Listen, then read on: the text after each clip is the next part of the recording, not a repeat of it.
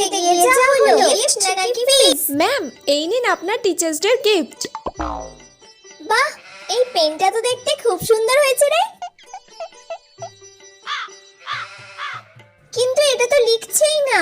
তাহলে ওটার মনে হয় কালই শেষ হয়ে গেছে। দেওয়ার কি দরকার ছিল তাহলে পেনটা? ম্যাম, আমি কিন্তু এই মাসের ফিসটা ক্লিয়ার করে দিয়েছি। ও, আরে পেনটা তো এবার গড়গড় করে লিখছে।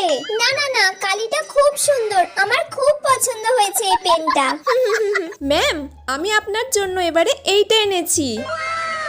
পারফিউম? তোমাকে কে টিচার্স ডেতে আমাকে এইসব গিফট করতে বলেছে?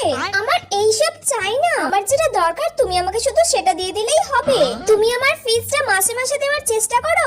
হ্যাঁ ম্যাম, মনে হয় 2 মাসের ক্লিয়ার নেই। 2 মাস? তুমি আমার কাছে 2 বছর পড়ছো, মাত্র 2 মাসের মাইনে দিয়েছো এখনো। তাড়াতাড়ি ওগুলো আগে ক্লিয়ার করো, এইসব গিফটের আমার কোনো প্রয়োজন নেই।